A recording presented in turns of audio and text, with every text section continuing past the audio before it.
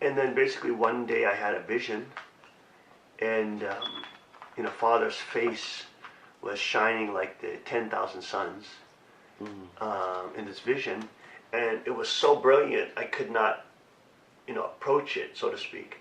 But at the same time, I saw Father's body in hell. I'm sorry, in prison. He was in prison as well. And at the same time, I could see that his spirit was in hell. Wow. Right? So his body was in prison, and his spirit was like a mirrored in hell. And in this place in hell, there was like these demons that were ripping apart these souls, right?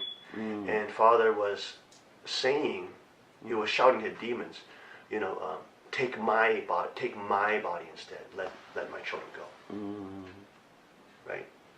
So then the demons would, cast down the, flesh that they're eating, and the people that they are devouring, and they would just grab Father and then, split him apart. And when I saw this vision, it really, I had a breakthrough, a spiritual breakthrough, because I realized that when Father went through those prisons and all the different 6 life and death tortures and tribulations, that actually those were also, Father was going on those things. He was willingly going to those places, even though he could have fled the countries, etc. He was willingly going there to be tortured for the sake of me, for the sake of my family, for the sake of my tribe, my future generations, etc. Right? And once I understood that Father did that for me, instead of some kind of detached, suffering, it was a suffering that was for my own salvation, and my family's salvation, that we could stand righteous before God because of that Right. indemnity that Father had to pay. So those kind of 7. So at the time, I just was inspired to call the 7 deaths and resurrections.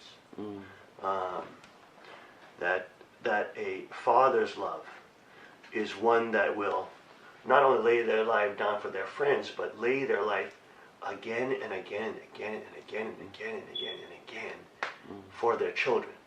And so this was like an ontological jump from what Jesus says about, because he was never a physical parent or father, right? But I realized what true Father was talking about when he's talking about true love is that kind of love that he actually actualized. That he actually went through in all those different imprisonments, tortures, crucifixions, etc.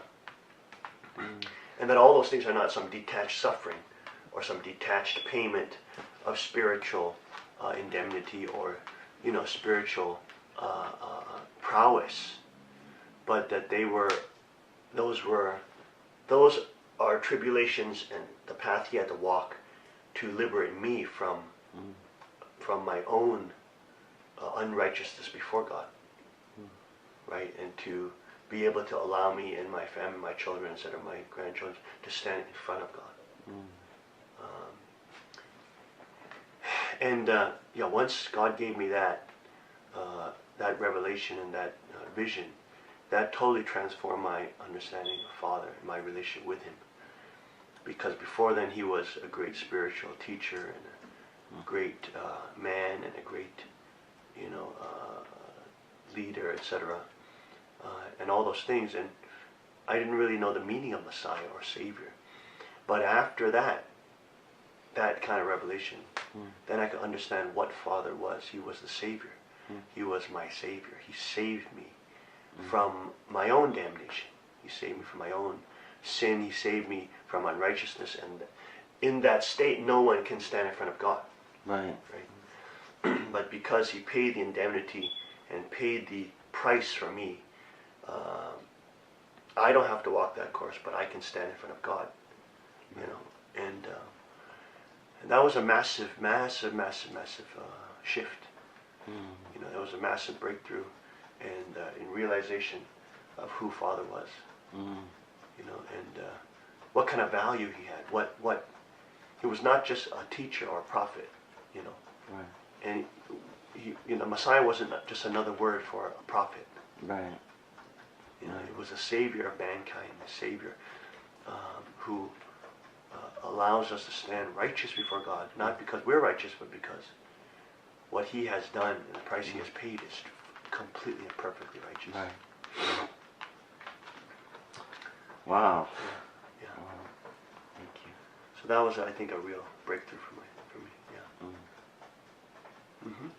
So, you know, I remember Father, you know, he really was pushing, always was really encouraging and pushing us, challenging us to fulfill our portion of responsibility. Mm-hmm. But what I hear you saying is we should not forget Right. what he... Yes, right. Yeah, the 96%. You know, yeah, the 96%. Right.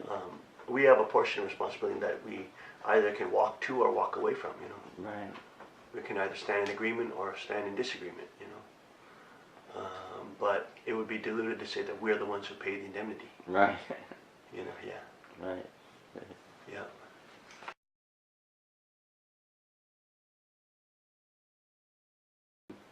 Can you talk about the time I know you were very active with leading the Korean church and many things, but then Father asked you to drop all of that and spend 2 years, I think, with him. Can you talk about that time and what was that like, and what did you learn, and you know? It was a really amazing time. I think it was you know, probably one of the most blessed times in my life, because you know.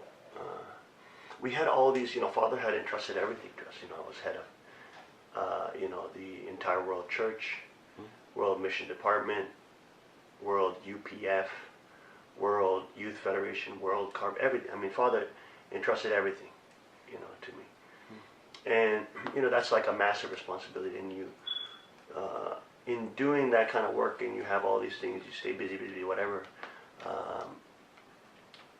it's easy for you to get sidetracked and lose your relationship with God, you know, or not invest in it, because you're so busy with all the other activities that are going on, you know. And plus, I was leading, you know, Chambokung there, the main church there, in Seoul. So it was just it was like a, you know, whirlwind of activity all the time, you know. And at the same time, I was training my Hunsanims.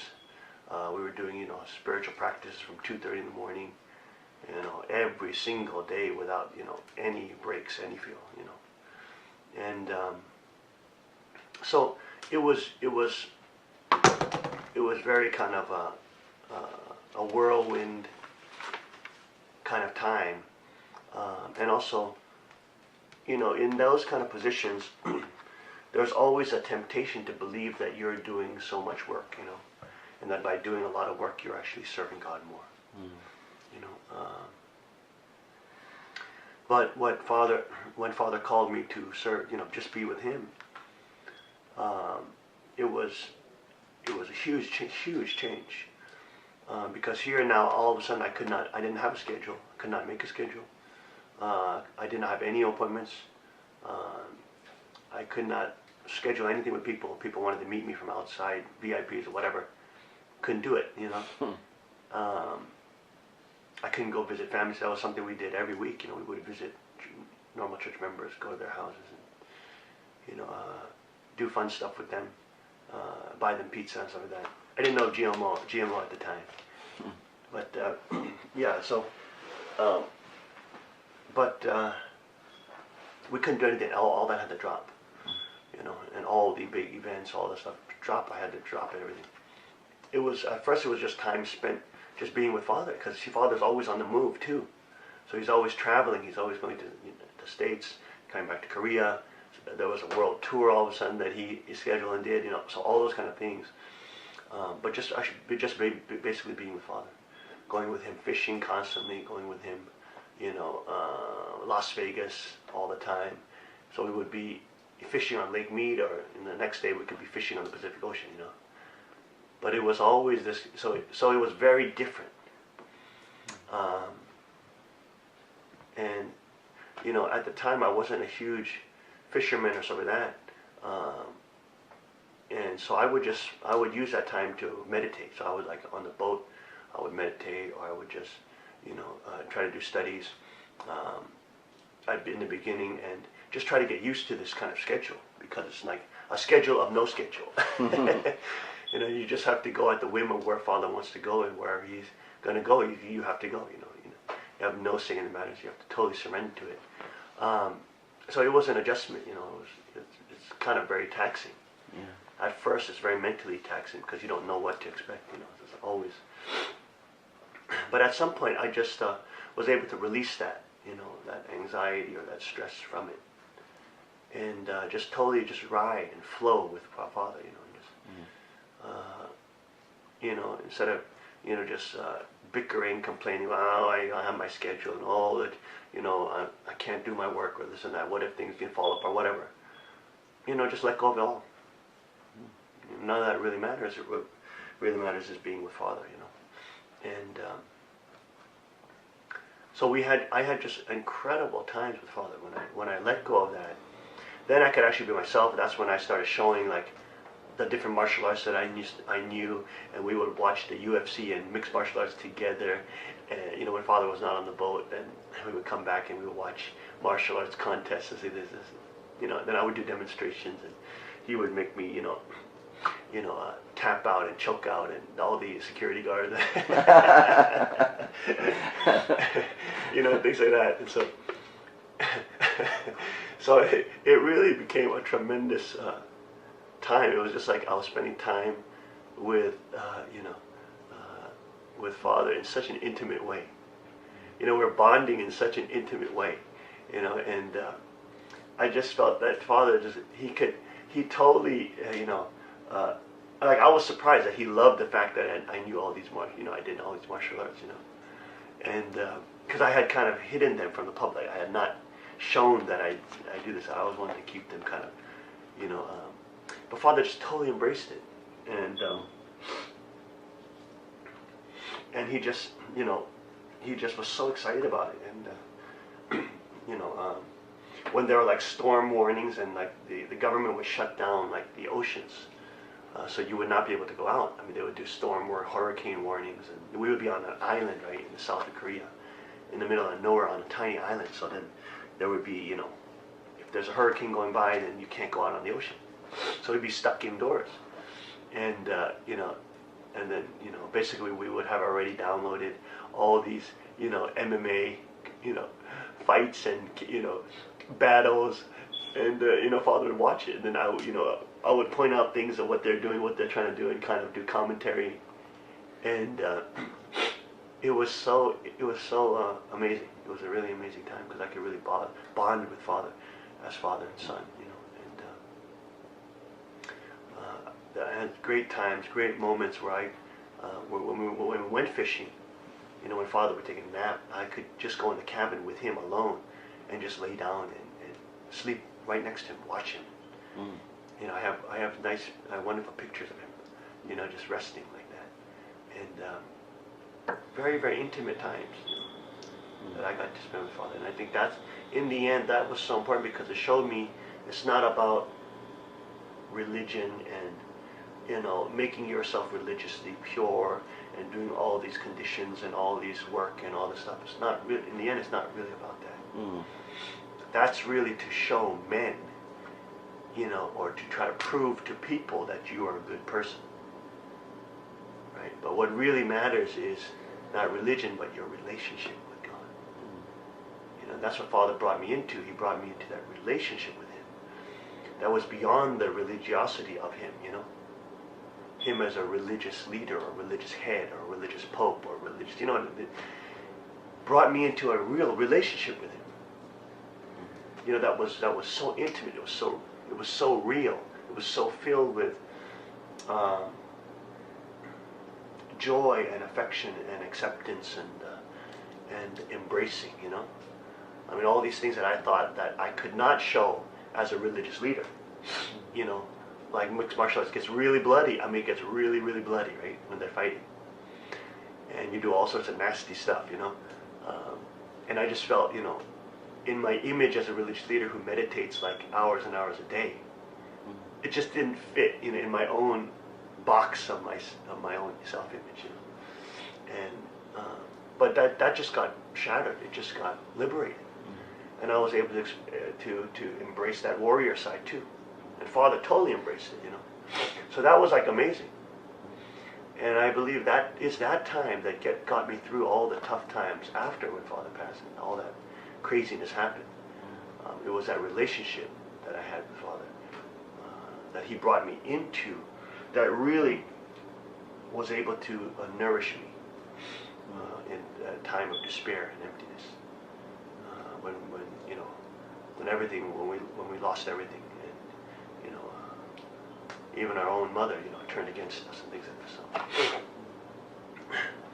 So you know, that period of time I think is probably the most valuable time that Father ever bestowed upon me. You know, and as his successor and heir, I think without that understanding, I would just be teaching religion about Reverend, you know, and not relationship. You know, and that's such a massive, massive, massive, massive shift. You know, I would just be teaching theology about Reverend, not the actual person of God, the person of Christ, the person that we're supposed to know and become intimate with and share our lives with. You know. So yeah, I think it was a massive, massive gift that Father, grace that Father gave me.